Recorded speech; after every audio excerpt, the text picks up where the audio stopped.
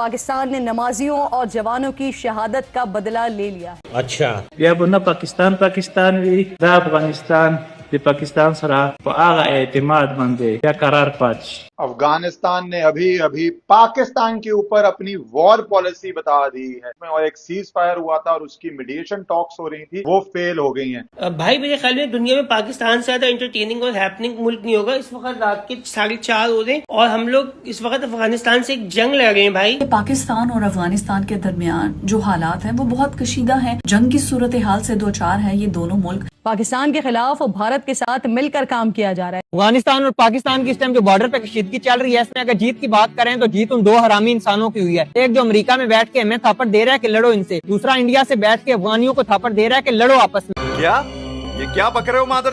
America को super power बनाने वाले हमें पाकिस्तान ने बनाया। इस कारीगर को हम 5 लाख नहीं 50 लाख देंगे।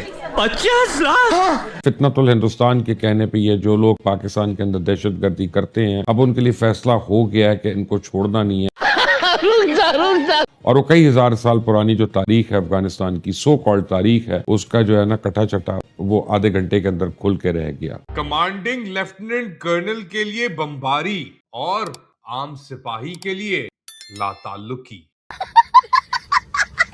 फेलियर है हमारी माजी की पॉलिसीज का कि कभी हम मुजाहिदीन को ले आए, फिर हम मुजाहिदीन के खिलाफ हो गए, फिर हम मुजाहिदीन के साथ हो गए, फिर हम तालिबान को ले आए, फिर हम तालिबान के खिलाफ हो गए। ये हाथों की बांधी हुई गांठें हैं जो हम दांतों से हमें खोलनी पड़ रही हैं। वर्षों पहले किसी ने एक वाक्य बोला था, अमेरिका का दलाल बहन। आज मानो ये वाक्य सही साबित हो रहा हो, और वो भी भिखारिस्तान को लेकर। टीटीपी बीएलए वाले इनके कर्मों की सजा इनको दे रहे हैं, लेकिन ये कटोरे अपने नाकामी को सुधारने के बजाय उल्टा इसका ठेकड़ा किसी और पे फोड़ रहा है। जो मुल्क आतंकवादी को अब्बा बनाकर उन्हें अपने मदरसों में 5 स्टार होटल वाली सुविधा दे रहा हो, वही मुल्क अफगानिस्तान पर ये बोलकर आजकल एयर स्ट्राइक कर रहा है कि यहाँ से आतंकवादी हमारे मुल्क में आता है। ये सीधा सीधा ये नहीं बोल रहा हमारे ट्रम्प अब्बा ने आदेश दिया है ये सब करने का। बहाने क्या लगा रहा है, टेरर एक्टिविटी हो रही है। लेकिन अब जब अफगान फोर्सेस ने भी इनको इन्हीं के भाषा में जवाब देना शुरू कर दिया है तो चीख रहा है इंडिया इजराइल साजिश कर रहा है।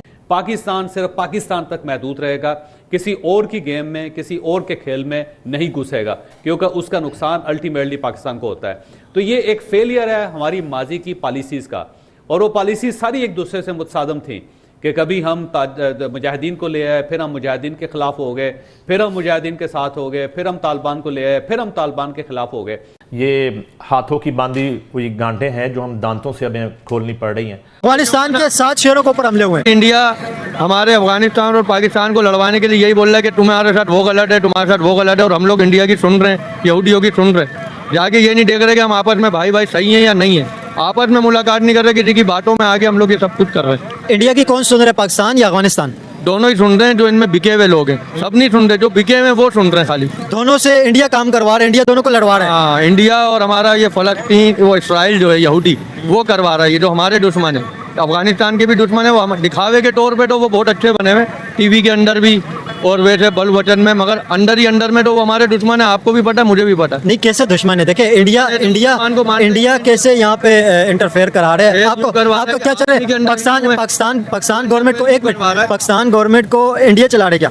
तकरीबन इंडिया और इसराइल चला रहा है, क्योंकि उनके अपने बंदे हमारे पाकिस्तान के महकमों में जॉब कर रहे हैं। पाकिस्तान के खिलाफ भारत के साथ मिलकर काम किया जा रहा है, इसलिए वजीर दिफा ख्वाजा आसिफ ने 3 दिन पहले वाज़े तौर पर यह बता दिया था कि ये कार्रवाई किसी भी वक्त हो सकती है। पाकिस्तान की फौज में बड़े पैमाने पर इस्तीफे दे दिए गए हैं। हजारों फौजी अफसरान ने अपने इस्तीफे GHQ को भिजवा दिए हैं। इन अफसरों में ब्रिगेडियर हैं, कर्नल है, लेफ्टिनेंट कर्नल है, कप्तान है।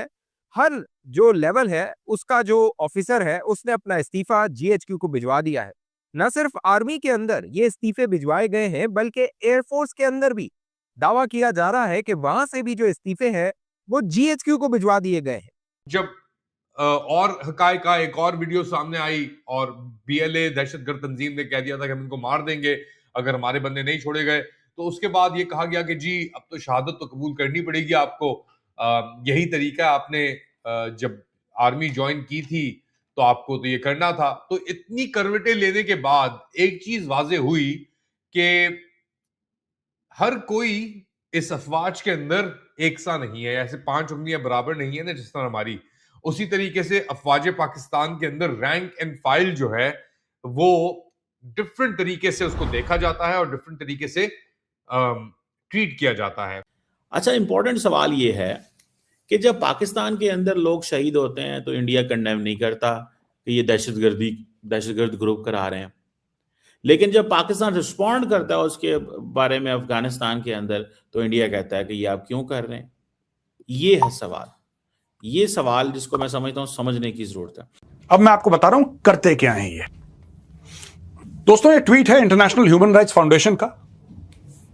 अब इन्होंने पूरा लिखा है कि devastating air strike in Behsud district Afghanistan, they are not numbers, they are human beings. इन्होंने बोला है कि ये इंसान है जो मरे हैं, आपने इंसानों का कत्ल करा है, और कह रहे हैं कि अब जानबूझ के उनकी उम्र उनके नाम दे रहे हैं। कहीं आप इसको सिर्फ डेटा पॉइंट या नंबर ना समझें कि 16 बंदे मर गए, नहीं, वो 16 नहीं मरे हैं, इस गलतफहमी में मत रहना, वो 16 नहीं मरे हैं।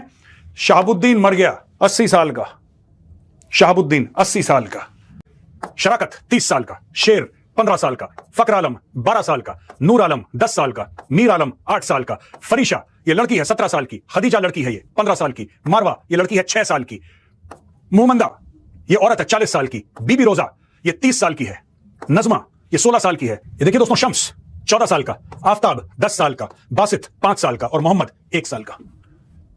ये जो 1 साल का बच्चा है ये भी टेररिस्ट है, इसने भी प्लान बनाया है कि पाकिस्तान के अंदर मैं बम फोड़ता हूं। ये 5 साल का बच्चा है, ये देखिए सब, ये बेचारी 16 साल की लड़की है, ये 6 साल की बच्ची है। इन सब ने प्लान बनाया है कि पाकिस्तान के अंदर हम हमला करेंगे और किस तरीके से हम अटैक्स करेंगे पाकिस्तान के अंदर। ये पाकिस्तान का लॉजिक है। ये देखिए सब 16 इनके नाम है। मसला ये है कि हमारे यहां से ये 5वां छठा एयर स्ट्राइक है। परसों रात को जब हुआ, मसला ये कि इससे मामला सॉर्ट आउट नहीं हो रहे। जब इंडिया ने पाकिस्तान पे किया था, मैं तब भी यही मेरा स्टांस था बिल्कुल कि अगर मामला जंगों से हल होते तो फिर जंग करके देख लेना, रुक क्यों रहे। मेरा यही कहना अफगानिस्तान के ऊपर पाकिस्तान की जो पॉलिसी है उसके ऊपर भी मेरा सेम स्टांस है। मैं उसके कोई तब्दीली नहीं है कि अगर हम 6 स्ट्राइक या 5 एयर स्ट्राइक्स कर चुके हैं, बॉर्डर को 12 अक्टूबर 2025 से बंद किया हुआ है, फेंसिंग की हुई है, बड़ी फौज वहां पे डली हुई है, मतलब जो वहां पे डिप्लॉयड है, पता नहीं क्या कुछ है, इसके बाद भी अगर मामलात सही नहीं हो रहे हैं। परसों जब बनू में अटैक हुआ, लेफ्टिनेंट कर्नल समेत 3-4 लोग सिक्योरिटी फोर्सेस गए। बनू एक मेन सेटल्ड एरिया है और बॉर्डर से बहुत दूर है, खैबर पुख्तनख्वा का। अब इसके साथ इससे 2 दिन पहले बाजवड़ के मलंगी चेक पोस्ट के ऊपर मामूंद में अटैक हुआ और गाड़ियां भर भर के वो बारूद से लाकर वो टकराते हैं। ये जो गुज़िश्ता दिन जिसमें लेफ्टिनेंट कर्नल की जान गई, इसको भी ये गाड़ी बाकायदा कॉन्वॉय से टकराई गई, एक्सप्लोजिव से भरी हुई। तो मुझे तो ये नहीं समझ आ रही कि भाई हम क्या गेन कर रहे हैं। Economic decline, security decline, social decline, education decline, Pakistan अगर तबाही की तरफ नहीं जा रहा है तो क्या कर रहा है।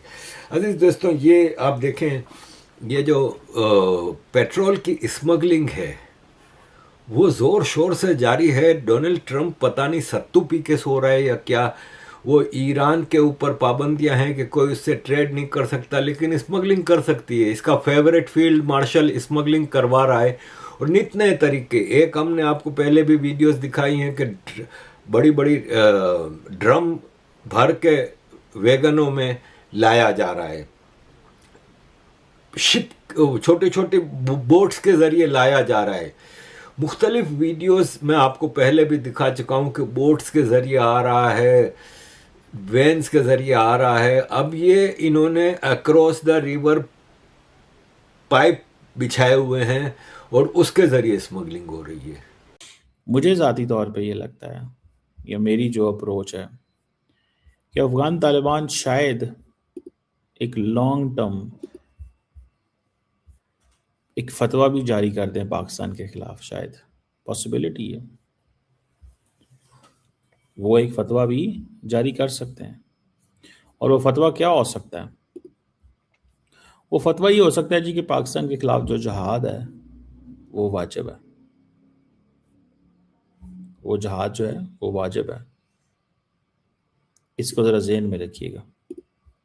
मिसाल के तौर पे वो ये कह सकते हैं कि हम पाकिस्तान के ख़िलाफ़ जहाद का ऐलान करते हैं एंड हम करेंगे। फिर वो ये भी कह सकते हैं कि जी जो टीटीपी है उसके साथ हम स्ट्रेटेजिक कोऑर्डिनेशन बनाएंगे और हम एक ड्यूरेंट लाइन के इर्द गिर्द जो है या उसके ऊपर जो है एक बफर जोन क्रिएट कर देते हैं। बकायदा मैं गवाह हूँ। अच्छा हाँ, दिलीप साहब है, एक नाम ले रहा हूँ मैं, डिपलानी साहब है। हाँ। कोई CDI में है, कोई एंटी करप्शन का चीफ है, वो हिंदू हैं, काफ़ी कारकुन तंजीमों के हिंदू हैं, काफ़ी हमारे महकमों के जो जॉब कर रहे हैं बड़े बड़े महकमों में हिंदू हैं, इसराइली हैं, हमारे फौज में है काफ़ी।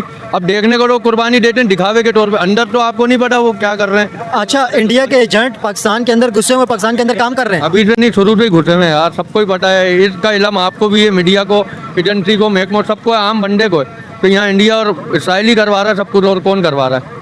अच्छा, ये बहुत बड़ी बात कह रहे हैं, लोग देख रहे हैं, आप बहुत बड़ी बात कह रहे हैं कि इंडिया के एजेंट। कह रहा हूँ, मेरा नाम राहिद है, कराची का हूँ, पाकिस्तान मेरा मुल्क है, प्यार करता हूँ मैं अपनी आर्मी से, पाकिस्तान से, आवाम से, सबसे प्यार करता हूँ। लेकिन आप कह रहे हैं कि इंडिया के एजेंट यहाँ पे गुस्से में जो हमले करवा रहे हैं, हमारे हुक्मरान अगर सही हो। आपने नाम भी बताया, क्या नाम बताया आपने? मेरा नाम नहीं, वो जो यहाँ पे गुस्से हुए एजेंट, क्या नाम आपने बताया? काफर हैं, भारत के काफर हैं और यहूदी हैं, इसराइली जो हैं वो लोग हैं। खुली पोस्टिंगें हो रही हैं, खुले रोड खुले में उनके लिए।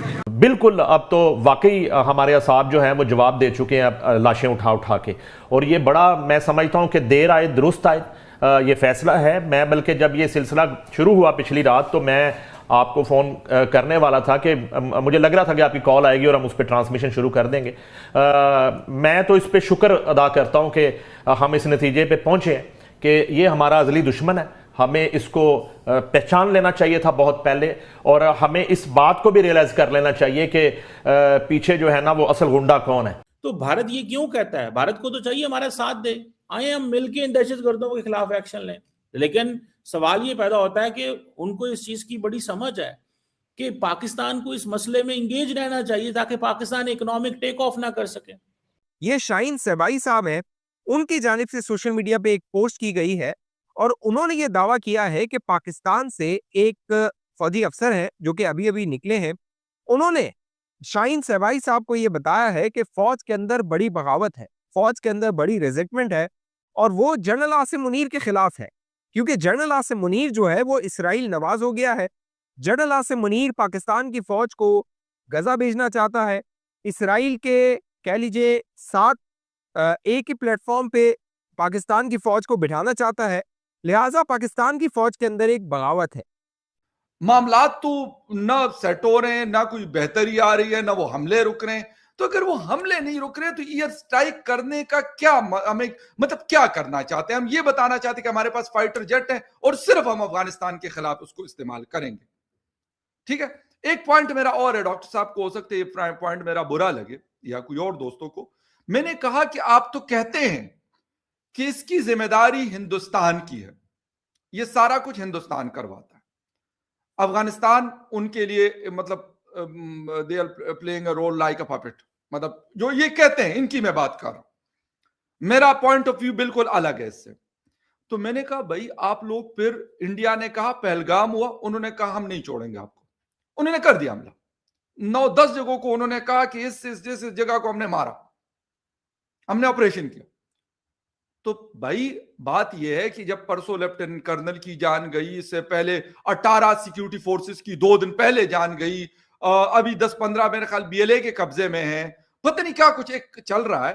तो जब ये सारा कुछ हो रहा है तो इसमें बात तो ये होनी चाहिए कि ये फितना अल हिंदुस्तान और पता नहीं कौन कौन से फितने इन्होंने नाम रखे हुए। कसम से मैं मतलब मुझे अजीब सा लगता है, इसलिए अजीब सा लगता है कि भाई दहशतगर्द है, उसका ताल्लुक कहां से है, किस रिलीजन से, किस कंट्री से, क्या है। तो दोस्तों ये थी आज की वीडियो। इस वीडियो पर आपकी क्या राय है, आप अपनी राय कमेंट में दे सकते हैं। अगर आपको वीडियो पसंद आई हो तो वीडियो को लाइक कर चैनल को सब्सक्राइब कर लीजिएगा ताकि ऐसी ही वीडियो आप और भी देख सके। आज की इस वीडियो में बस इतना ही। जय हिंद, वंदे मातरम।